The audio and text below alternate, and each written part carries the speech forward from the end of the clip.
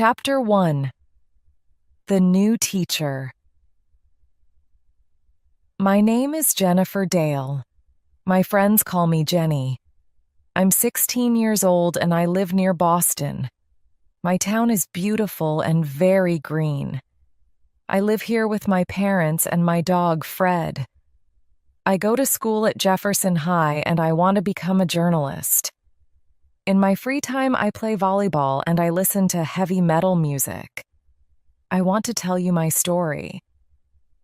It was the first day of high school. I was excited.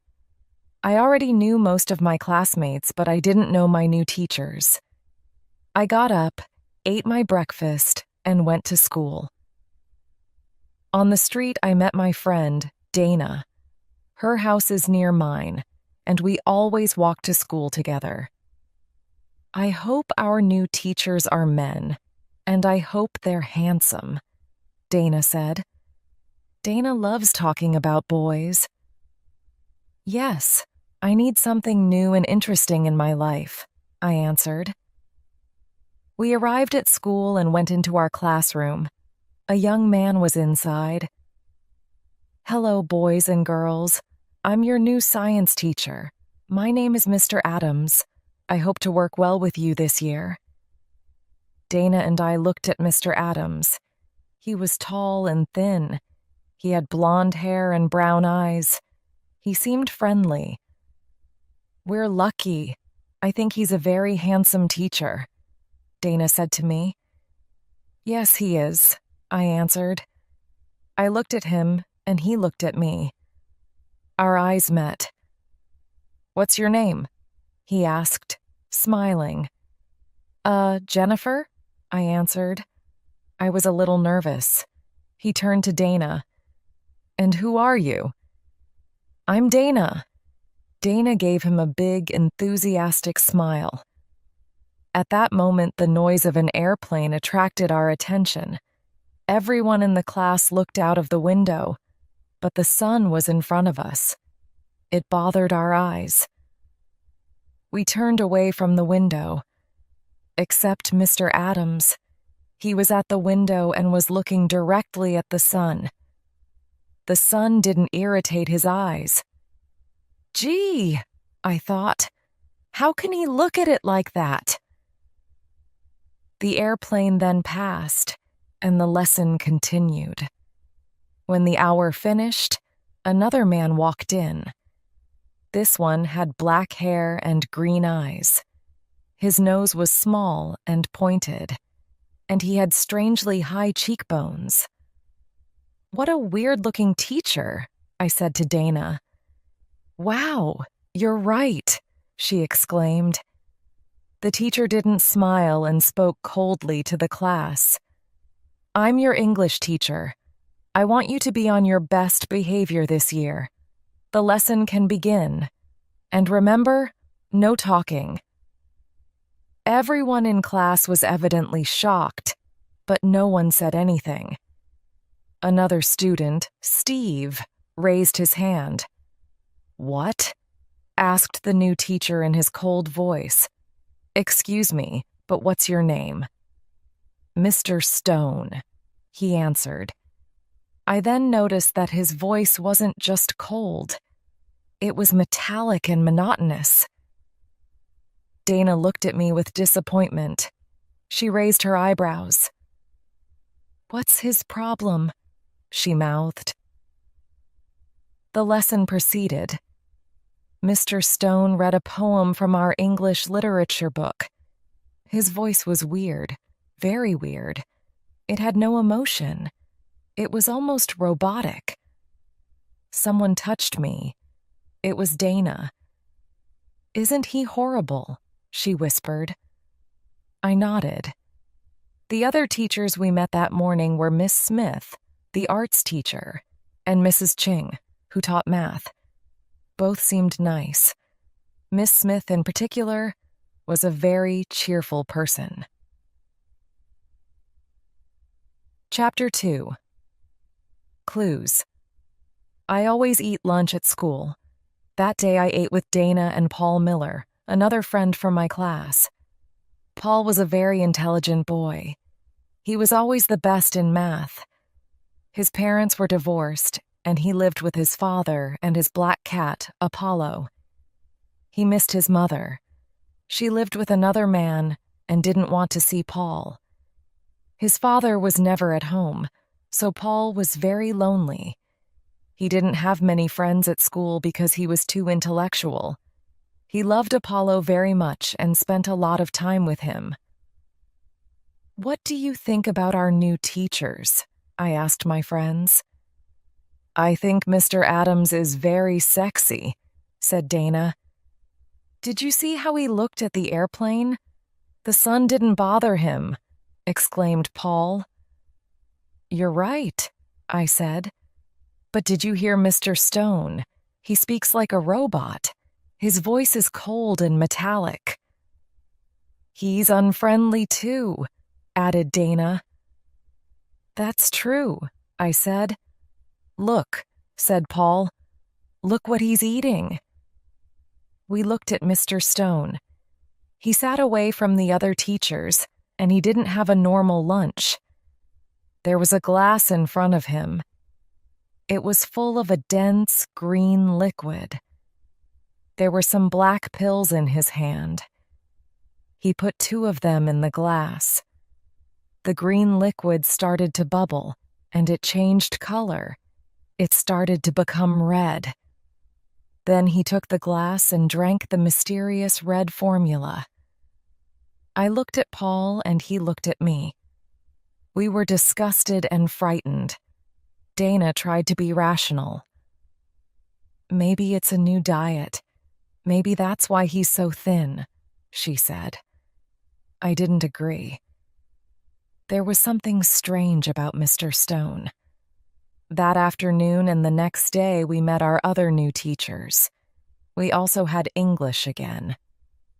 Mr. Stone came in and sat down. "Miller, Paul Miller, tell me something about yourself." Paul was surprised.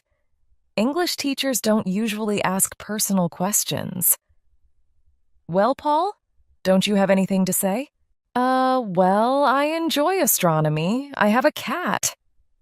Mr. Stone asked everyone to say something about their life and hobbies. Maybe he wants to create a relationship with us, but he's such a cold person. How bizarre, I thought. Then, looking at him more carefully, I noticed something. His eyes weren't green anymore. They seemed a darker, different color. I raised my hand. "May I go to the bathroom?" I asked.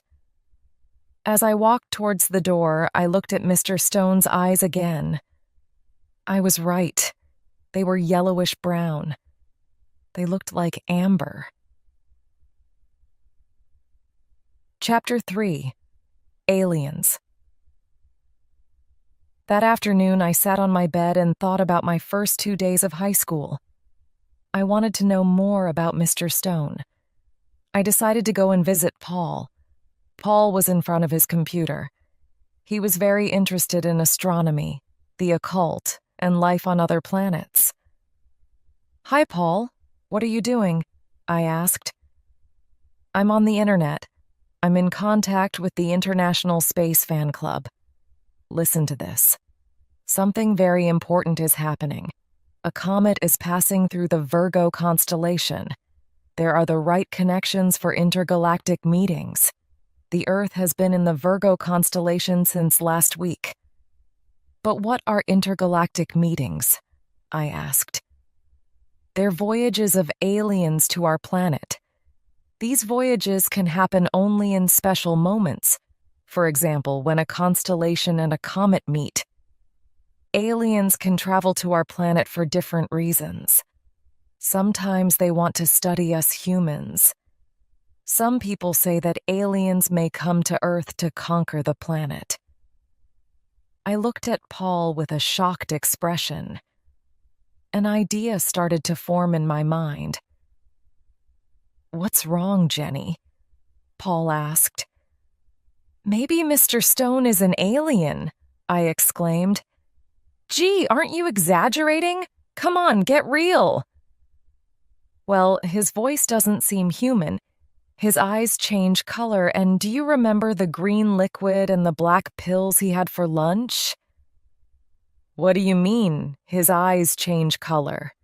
Paul asked. Didn't you notice? Yesterday they were green. Today they're amber-colored, I answered. Even if his eyes change color, I still don't believe he's an alien. But the comet explains everything. It entered the Virgo constellation last week, and Mr. Stone is a new teacher. I talked to Dana's brother, Matt. He said that this is Mr. Stone's first year at Jefferson High. No one knows where he comes from, I said. Maybe... Paul's eyes lit up. Maybe that's why he asked us all those personal questions. He wants to study us. Yes. You see, all clues indicate that he is an alien. So, what can we do? I asked. We can spy on him. Maybe we can follow him to his house. We can see where he lives and what he does at home. However, we must be very careful. He doesn't seem to have emotions. He might get angry if he discovers we suspect him. We'll try to follow him tomorrow, after school. Okay? Said Paul. The next morning before school, I took Fred out for a walk in the park. Fred needs daily exercise, so my parents and I take turns walking the dog. The park was empty. It was dawn. A lonely bird chirped in the trees. The grass was wet with dew. There was peace all around. Suddenly, I noticed something, or someone, moving behind the bushes. I got closer to see who or what it was. In the clearing, there was a man. He was looking up and his arms were raised. He bent down and touched the ground. Then he stood straight again, face and hands again directed to the sky. After about a minute, he turned around. It was Mr. Stone. Was he communicating with the universe? With his planet? Was he really an alien? I quickly walked away. Fortunately, Fred didn't bark. I took my dog home and then met Dana. We walked to school. I wanted to tell her about Mr. Stone, but I didn't. It was too difficult. Besides, I couldn't tell her about the afternoon plan because it was too dangerous for 3 people to follow the teacher. During the morning, I thought about Mr. Stone again and again. I was scared, but also excited. Chapter 4. Too much imagination? When the science class started, Mr. Adams walked in. Come on, boys and girls. Today we're going to the science laboratory, he announced. In our lab, there are some white mice and some hamsters in cages. As Mr. Adams passed by their cages, they started to squeal loudly. They were very agitated. Mr. Adams laughed. What's wrong? He said, speaking to the animals. I won't eat you. Then he gave us some worms. You must cut them into little pieces. The pieces can live and move independently, he said. I looked at my worm. It was pale and slimy. I didn't want to cut it up. Jennifer, are you afraid of cutting up your worm? I looked up. Mr. Adams was at my desk. He smiled down at me. Give me your knife. I thanked him and gave it to him. His arm touched mine. It tickled. An electric shock ran through me and I jumped. What's wrong? Asked Mr. Adams. He seemed frightened. Nothing, I answered, trying to smile. He helped me cut up my worm, then walked away. No one else in class had noticed anything. I didn't know what to think. Were all my teachers weird, or was I just too imaginative? I wrote a note to Paul and told him what had happened. "Paul," I whispered. Paul turned and looked at me. I passed the note. "Excuse me." "What are you doing?" "Paul, what do you have in your hand?" asked Mr. Adams. His voice made me freeze. We were in very big trouble. Nothing," said Paul. "Please listen to the lesson. If I see you again, you must give me the note." "I'm sorry," answered Paul. Whew! I was so happy that I wanted to laugh. Obviously, I didn't. When the bell rang, Mr. Adams called me to his desk. "Oh no," I thought. He smiled. "I'm sorry I scared you. 2 years ago, I had an accident. My left arm is artificial. It's an electric prosthesis, and sometimes it can give electric shocks." He seemed a little embarrassed. I was surprised and sorry. He was so sweet.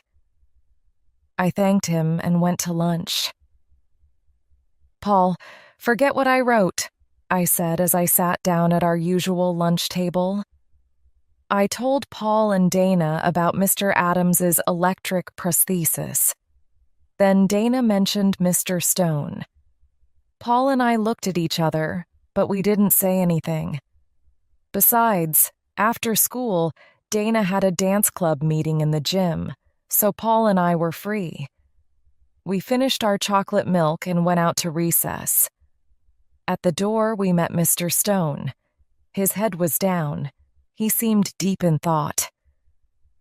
"Hi," Dana said to him. "Oh, hi," he said, surprised, lifting his head. His eyes were green again.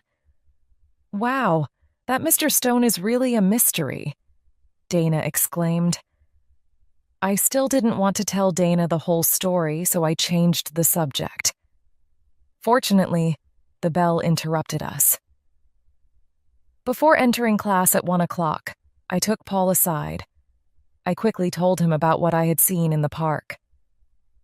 "Wow, I wonder what we'll see this afternoon," remarked Paul.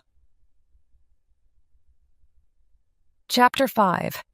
Mr. Stone. When the school day finished, Paul and I hid behind some bushes and watched the school gate. We saw many classes go home, and some teachers, but we didn't see Mr. Stone. The minutes passed. "Maybe he went home by car," I said. At that moment, through the bushes, we saw a man with black hair and very high cheekbones walk past. "It's him," I whispered. "Wait, he mustn't suspect that we are following him," Paul said. We waited 2 minutes. "Okay, we can go," I said. We followed him at a distance, and finally we saw him go into a house. It was a pretty pink 2-story building. There was a lawn in front of it and a big tree on the side. We crept up to the window and carefully looked inside. Mr. Stone put his briefcase down and opened the refrigerator. He took out another bottle of that horrible green liquid and put it on the table. Then he went upstairs. "Now, what can we do?" Paul whispered. "No problem, I can climb the tree," I said. "Are you sure?" "Of course. Don't forget I play volleyball." "Be careful." I went to the tree. It wasn't very high, and it was easy to climb. From my position, I could see his room. Mr. Stone was there. "What's happening?" whispered Paul. "He's sitting in front of a mirror," I said softly. "His hands are on his head." "Oh, no." "What? What?" asked Paul.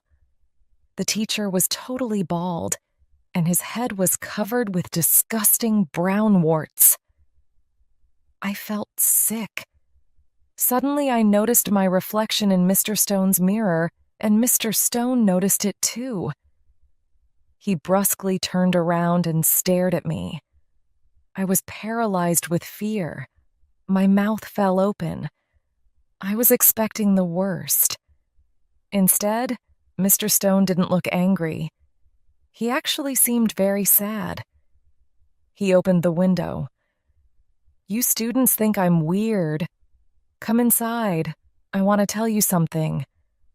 Mr. Stone, I'm terribly sorry," I started to say. I was extremely embarrassed. "Don't worry. Since you're here, please come in." I climbed down the tree. Paul was very nervous. "Come on, Jenny, let's go away before it's too late." "No, Paul, I'm going in." But I went towards Mr. Stone's front door, so Paul followed. The teacher opened the door and made us sit down in his living room. "Do you want something to drink?" he asked. "No, nothing, thank you," I answered. What are those warts on your head?" asked Paul, ignoring the look I gave him. "These warts are the results of a throat tumor. You see, I started smoking as a teenager and I continued until the tumor. Chemotherapy made me lose all of my hair, and I developed these warts. You've probably noticed my voice. Unfortunately, the tumor destroyed my vocal cords. So now I speak with a voice implant. The tumor has caused very serious changes in my life. I started to suffer from depression, and I still see a psychiatrist. I also moved, hoping to start a better life in a new environment. In fact, I'm from Wisconsin. You see, I'm not married, and the illness has made me very lonely. People don't like illnesses. They stay away from sick people. Sick people bother them. Mr. Stone, we really feel terrible about our behavior," I said. "Yes, we really apologize. We hope you can forgive us," added Paul. "Don't worry. In a sense, I'm glad this happened. I haven't talked like this to anyone for a long time. You see, I want to be friends with my students. That's why I asked your class so many questions. But it's very hard for me to smile or be cheerful. Try to understand if I'm strict or unpleasant." I smiled at Mr. Stone. I was very moved. "We understand," I said softly. "May I ask you a question?" said Paul. "Paul," I exclaimed. "It's okay. Ask me anything you want," answered Mr. Stone. "What's that stuff you eat at lunch?" "Oh, did that scare you? The green liquid and the black pills are part of my treatment. They include protein and other nutritional substances." "And why, excuse my curiosity, were your eyes amber-colored yesterday?" "Well, I tried some colored contact lenses. I wanted to do something different. I thought that a new look could make me feel better, but it didn't work." "Mr. Stone," I began, "I saw you at the park this morning." "Gee, I probably appeared very strange to you, with all those movements," he said. "My doctor suggested early morning exercise in fresh, clean air. You really have watched me these last few days, I must say." Paul and I looked at each other. We felt rude and very silly. We were ashamed for being so inconsiderate. "Well, Mr. Stone, we don't know how to thank you for your hospitality and kindness," I said. "We really don't deserve it. Our behavior." That's enough. Don't worry. Thank you for your company. I'll see you tomorrow at school. And remember, if you ever want to come and visit me, you're always welcome." Thank you very much. We'll come again, said Paul. Paul and I left Mr. Stone's house and walked home. Well, I think we've learned a lesson, Paul said. We must remember that many people in this world are suffering. Many people have problems. And if they act in strange ways, there are reasons. There isn't an alien behind every bush. There's a person, just like you and me. And maybe this person needs friendship and a helping hand. I looked at Paul with affection and admiration. His words expressed my own thoughts perfectly. We had let our imagination and superficiality dominate us. This made us forget human feelings and problems. I thought about Mr. Adams and his artificial arm.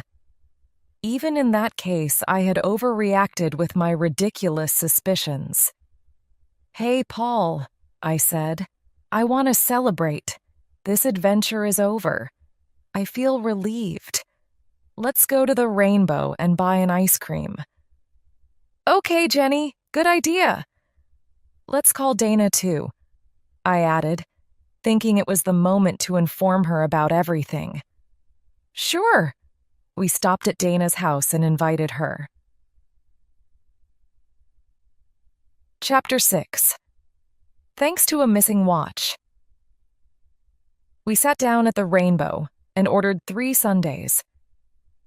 Dana, we have news about Mr. Stone, I said. Yes, although it's a very long story, Paul added. We told her everything, the news on the comet and the intergalactic meetings. Our plan to spy on Mr. Stone. Finally, the teacher's sad story. Dana's expression went from surprised to worried to ashamed during our tale. Our class must be much nicer to him, she said. But this comet, maybe aliens will come to Earth. Dana, please, I don't even want to hear the word alien, I exclaimed. Let's keep our eyes open for people in need, not for aliens, Paul added. Okay, sorry, said Dana. From the window of the ice cream parlor, I noticed that it was already dark. I looked at the time. My watch wasn't on my wrist. Oh no, my watch, I exclaimed. Then I remembered. I left it in the gym. I took it off at recess to play volleyball. I must go and get it. But Jenny, I'm sure that the janitor will find it and put it in a safe place, said Paul. I don't trust him. That watch is so important to me. It was a gift from my grandfather. He's dead now, and it's the only thing I have of him. I must go to school immediately. But the school's closed now, Dana commented. No, not today. Mrs. Ching is at school all evening because she's preparing some math tests. I know because I heard her talking to Miss Smith. Okay. Well, I'll see you tomorrow then. I have to go home and start my homework, Paul said. Me too, Dana added. We left the Rainbow and I went towards Jefferson High. The back door was open. I went in. Our gym is on the ground floor, but I didn't go there directly. Something stopped me. I felt a strange sensation. I didn't know what it was. Something wanted me to climb the stairs and go up to the classrooms. I felt afraid. The school was dark and silent. I shivered. Where am I going? Why am I climbing these stairs? I thought. My heart beat faster and faster. Something terrible was at the top of the stairs. I sensed it. But what? I desperately wanted to run away and return home. But I couldn't. The mysterious force inside me made me go on. On the 3rd floor, I heard a noise. Someone was moaning. As I passed by the janitor's closet, the sound became louder. Someone needed help. I opened the closet. It was Mrs. Ching. The old teacher was on a chair with her hands and feet tied. She was gagged and her eyes were open in terror. "Mrs. Ching," I whispered. I took the cloth from her mouth. "Help," she said. "Someone is doing something wrong, and he or she is here now. The person is in disguise." "Okay, Mrs. Ching, stay here. Whoever it is mustn't suspect anything." I put the cloth back in the teacher's mouth and left the closet. I looked around the second floor. I was terrified. Everything was silent. The long, dark hall was very frightening. Then I noticed something. A light was on in the computer room. I crept to the door. Someone inside was working on a computer. I could hear fingers clicking on the keys. Slowly, very slowly, I opened the door. Just a crack. It was Mr. Adams. He was typing a kind of code on the screen. Was it a password? Then he took a small plastic object from his pocket. It looked like a key. He inserted it in the diskette slot. The screen blacked out. It flickered. Then something appeared. It was the face of an alien. The alien had a green head and big red eyes. It didn't have hair and it didn't have a nose. Its mouth and ears were very small. Then Mr. Adams put his hands on his head. He was pulling at his hair. It started to come apart. He was taking off his hair and his face. A green, bald head surfaced. I realized that he was identical to the alien on the screen. He put his face on the computer table. Then the false Mr. Adams started talking. "Cleareg calls base. Cleareg here. Cleareg calls base. All tank Pillix Cleareg. How is your mission proceeding?" said the alien on the screen with a mechanical voice. "For now, everything is okay. But I'm already tired of this mask, and I hate speaking this barbarian language." English is not a barbarian language, I thought angrily. "I'm sorry, but your voice implant must stay inside you until the mission has finished.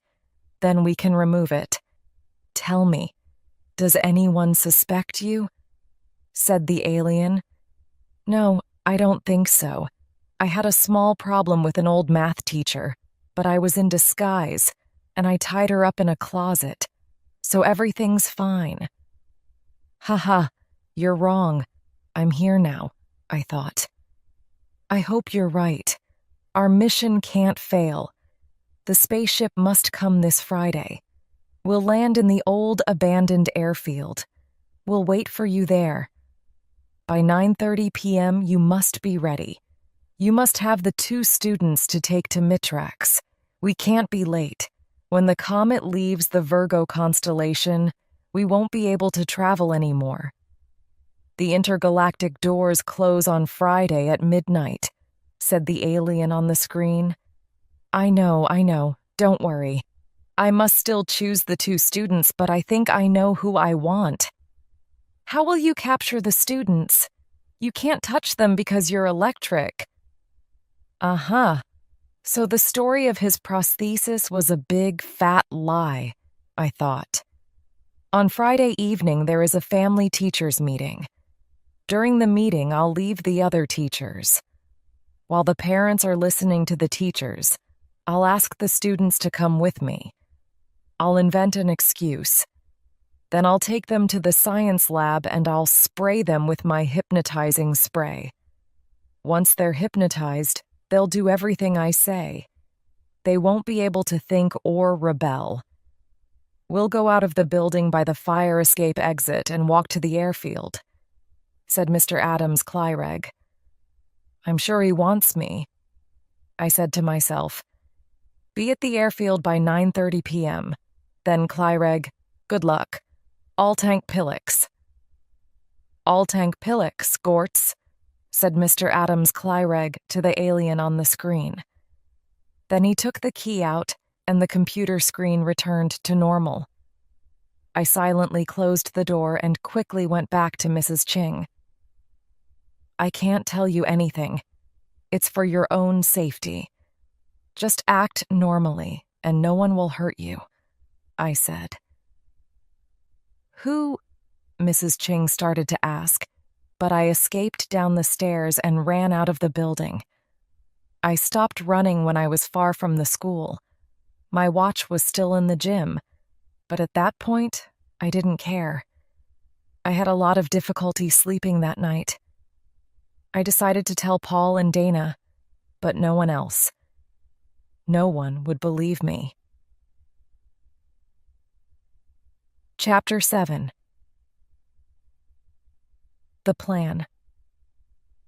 The next day, as soon as I arrived at school, I went to the gym to look for my watch. Fortunately, it was still there. At lunchtime, I took Dana and Paul to an empty table and started my story. I decided to get to the point immediately. Mr. Adams is an alien, I said. No, not again, Paul exclaimed angrily. Are you doing this on purpose? Because if you're not, you have a problem. I thought you wanted to stop all this. I thought you were ashamed of your behavior. First Mr. Stone, now Mr. Adams, he continued, while Dana raised her eyebrows incredulously and suppressed a smile. I know I seem crazy, I said, feeling tears in my eyes. But I'm telling you the truth. I saw him with my own eyes. Please listen to me. I told them everything, from my mysterious sensation to the conversation between Mr. Adams Clyreg and the alien on the computer screen. Both my friends looked terrified and shocked. They finally believed me. Besides, I added, do you remember how he looked at the sun? It's incredible, I continued. He's green, and his name is Clyreg. Other aliens are coming in a spaceship on Friday evening. They're going to land in the old abandoned airfield near our high school. They want to take 2 students with them to Mitrax. Mitrax? Asked Paul. Yes, it must be the name of their planet. This Friday, added Dana. Exactly. During the family teachers meeting. He's going to hypnotize them with a spray and take them on his spaceship. Today is Thursday. We only have a day to do something, exclaimed Paul. I have an idea, I said. What? Asked my friends. We can try to find the hypnotizing spray and take it away from him. It can only be in 2 places. Somewhere in his house or somewhere in the science lab. Good idea. This afternoon after he goes home, we can look for the spray in the lab. If the spray isn't there, tomorrow morning we won't go to school. We'll get into his house in some way and take the spray, added Paul. But we don't even know where he lives, objected Dana. Well, we'll find out, I said. So we want to steal his hypnotizing spray. Maybe Matt can help us. He has a key that opens all doors, Dana said. Dana's brother Matt is a policeman. Are you sure he'll give it to you? I don't think he'll believe this story, I said. Of course not. How can he believe something like this? I obviously have to steal the key. I hope he doesn't notice. Stealing a passepartout from the police is a big crime, Paul commented. Yes, but it's the only way to enter where we want. Don't worry. I'll be careful.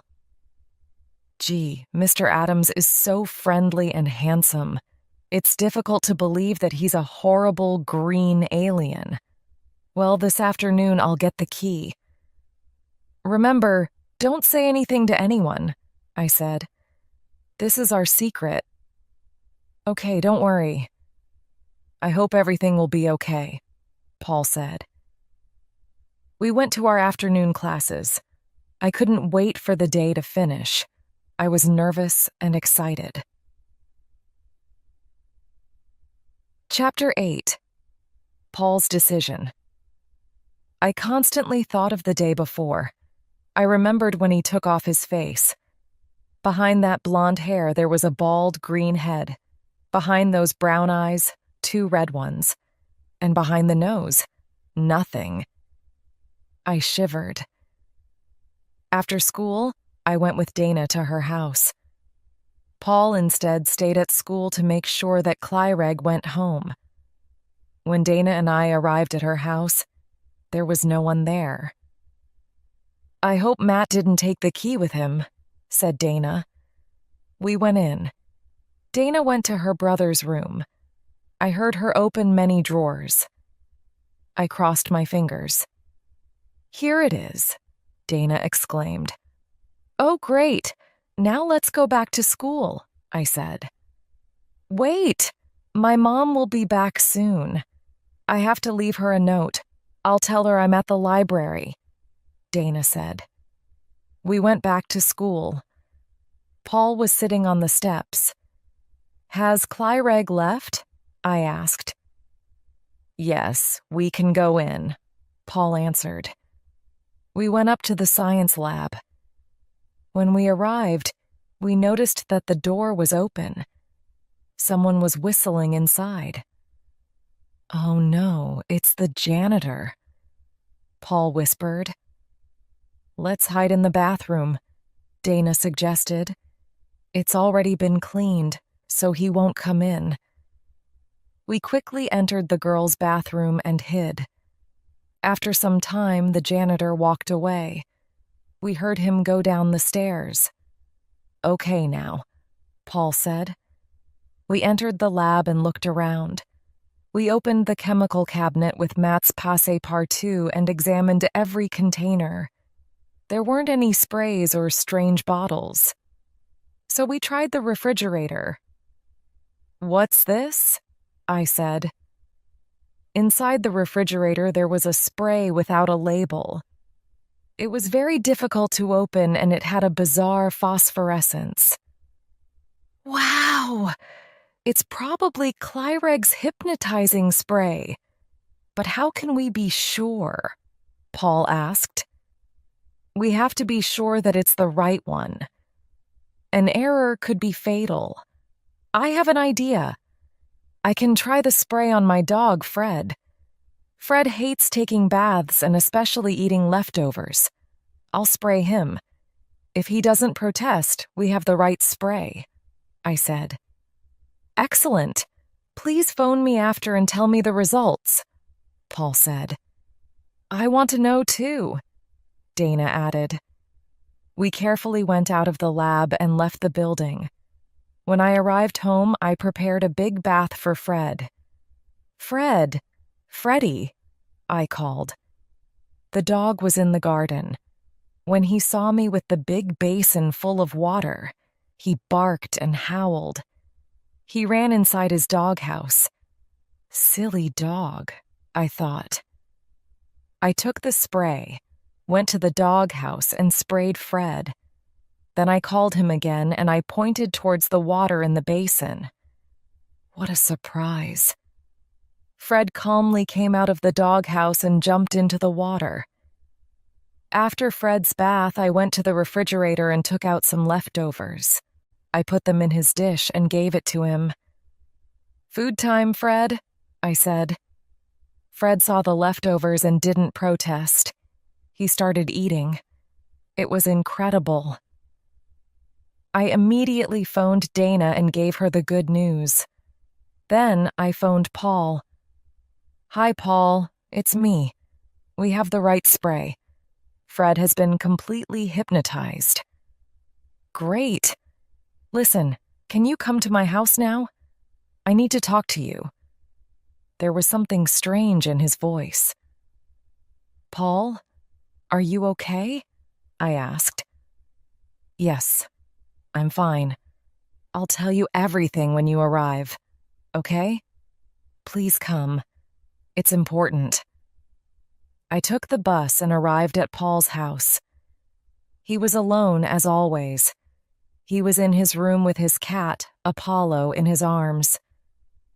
I want to go to Mitrax with Clyreg, Paul said. What? Yes, I want to go to Mitrax with Clyreg, Paul repeated. Are you kidding? You're crazy. No, I'm not crazy. Look at my life. My mother doesn't love me.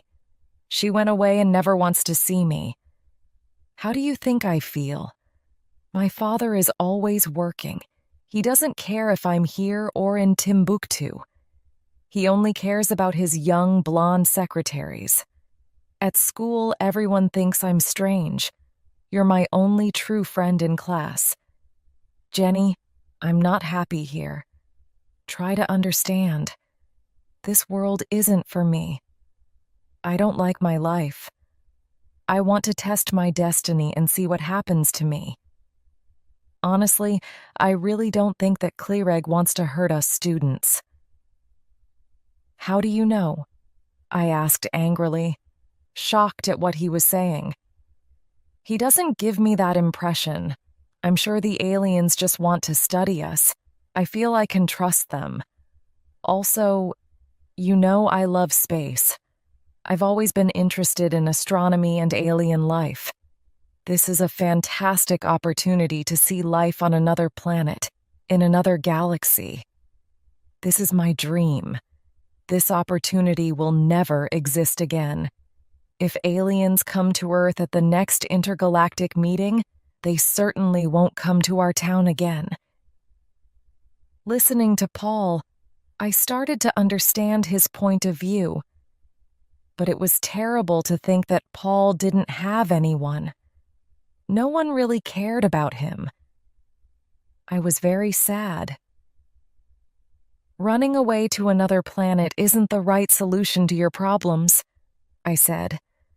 But I've tried to talk to my father about my problems. I've tried many times. Nothing has changed. Listen, I want to go to Mitrax. I feel it's the right thing for me. Something inside is pushing me to go. Maybe going to Mitrax was the best thing for Paul, although I still couldn't believe it. If you're convinced, but I'll miss you, a lot. I'll never see you again, I said. Nothing is forever. You will see me again, I promise. Don't make promises you can't keep, I said, with tears in my eyes. Believe me, Jenny, sooner or later, when the next intergalactic door opens, I'll return, and I'll have many new things to tell you. Listen, he continued. We must organize our plan for tomorrow evening. When Clyreg takes the 2 students to the science lab, he'll open the refrigerator, but he won't find the spray. At that point, he won't be able to do anything because he can't touch us. If he touches us, he'll electrocute us, Paul explained. Then he won't be able to study us anymore, I interrupted. Exactly. So when he sees that his mission has failed, the only thing he can do is go to the airfield and leave with his spaceship. He can't stay any longer because he can't miss his spaceship. And the spaceship can't wait for him. I won't come to the family teachers' meeting. I'll wait for Mr. Adams at the airfield. I sadly looked at Paul. Good luck. I'll wait for you, I said. Paul picked up Apollo and gave him to me. I want you to keep him. Take care of him for me. He came closer to me. For the first time, we kissed. My heart pounded. "Oh, Paul, thanks for Apollo. Thank you very much." I stroked the black cat, and he purred. Chapter 9. Friday night. I went back home and passed by Dana's house to give her the passepartout.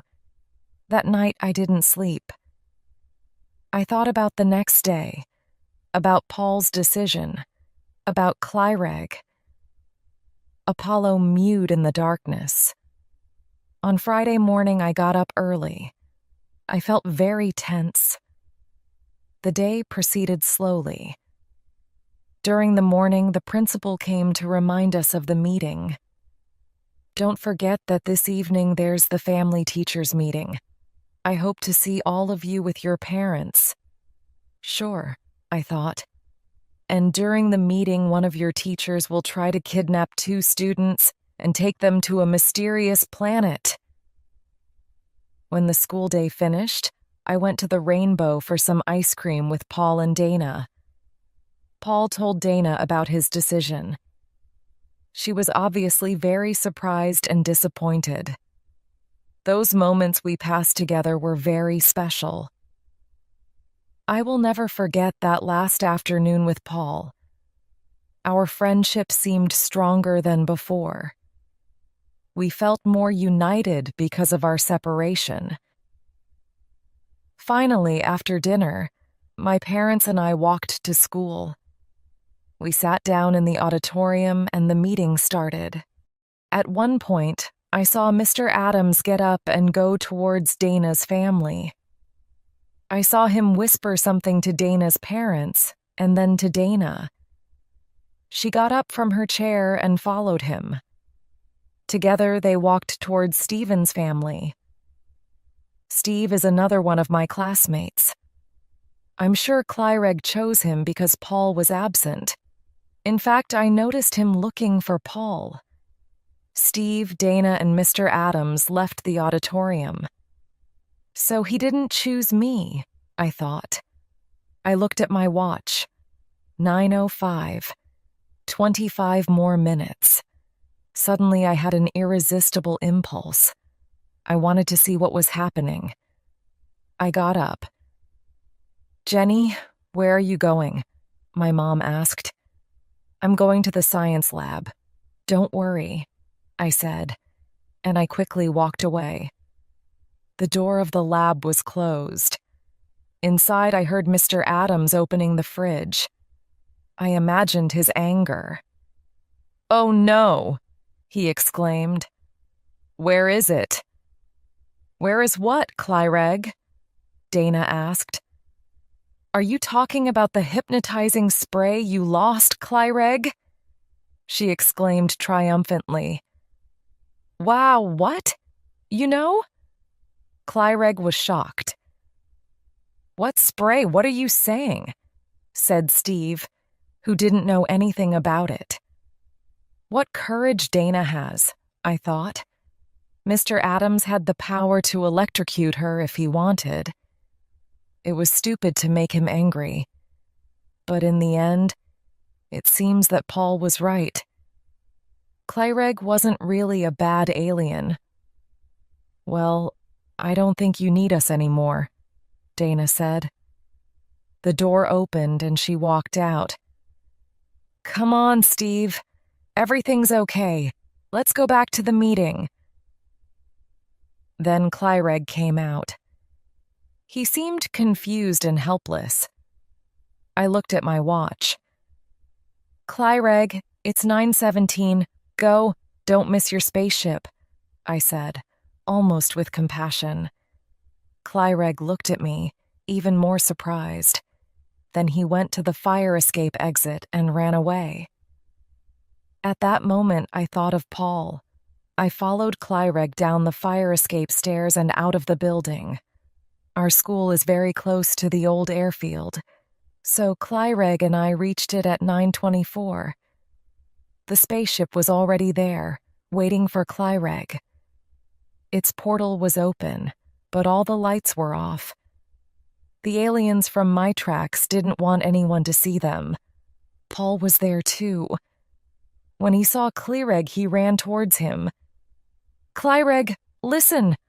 I want to come with you. Take me with you. You can study me.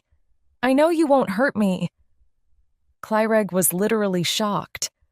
"Come then, Paul, hurry," he said, recovering from his amazement. "Paul," I shouted. "Jenny!" He ran to me and we embraced.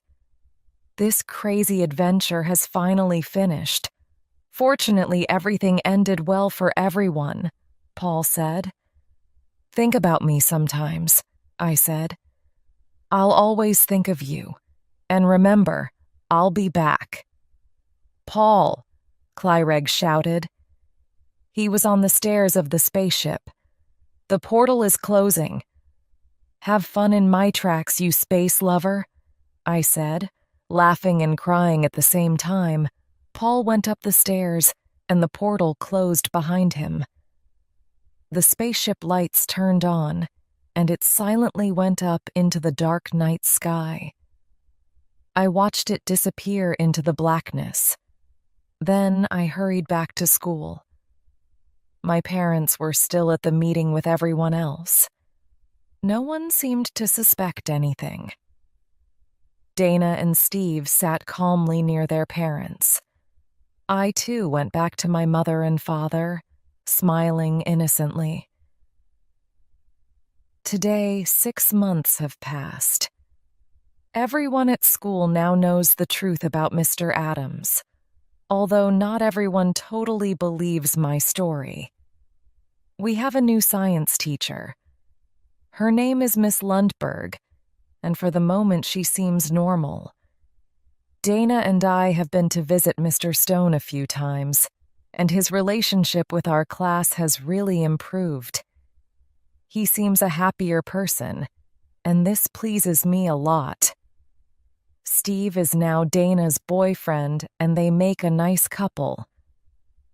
I still have the hypnotizing spray. I keep it hidden, although sometimes I use it on Fred when he needs a bath. Apollo is now a member of our family. Fred is a little jealous of him, but they're usually friends. I told my parents the entire story. They seem to believe me, especially because no one can find Paul. In the beginning, his father looked for him, but he soon stopped worrying. Sometimes Dana and I talk about Clyreg and our adventure. We remember Paul. On many evenings, alone in my garden, I look up at the sky and think about him. Good night, Paul, wherever you are. See you soon.